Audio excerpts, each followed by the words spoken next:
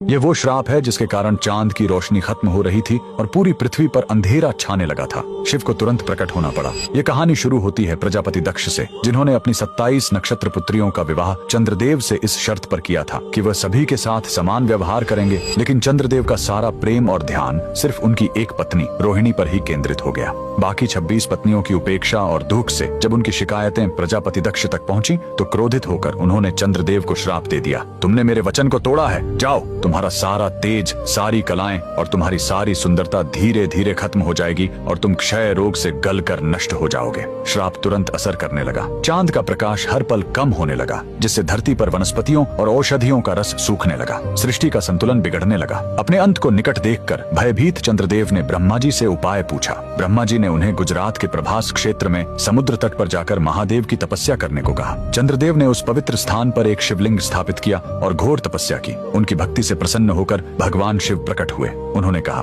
मैं दक्ष के श्राप को पूरी तरह खत्म तो नहीं कर सकता, लेकिन उसका प्रभाव कम कर सकता हूँ। शिव ने वरदान दिया, तुम कृष्ण पक्ष में 15 दिन क्षीण होगे, लेकिन शुक्ल पक्ष में 15 दिन फिर से पूर्ण हो जाओगे। उन्होंने चंद्र को अपने मस्तक पर धारण कर लिया और चंद्रशेखर कहलाए। और जिस ज्योतिर्लिंग की चंद्र ने पूजा की थी वो सोमनाथ, सोम यानी चंद्र के नाथ के नाम से प्रसिद्ध हुआ। और यही सोमनाथ मंदिर भारत का पहला ज्योतिर्लिंग आज भी गुजरात के वेरावल में उसी समुद्र तट पर शान से खड़ा है, जहाँ चंद्रदेव ने श्राप से मुक्ति पाई थी। लेकिन रुकिए, इस मंदिर का एक और रहस्य है। यहाँ मौजूद बाण स्तंभ यह बताता है कि यहाँ से लेकर दक्षिणी ध्रुव तक समुद्र के रास्ते में कोई जमीन नहीं है। भगवान शिव के भक्त कमेंट में हर हर महादेव जरूर लिखें।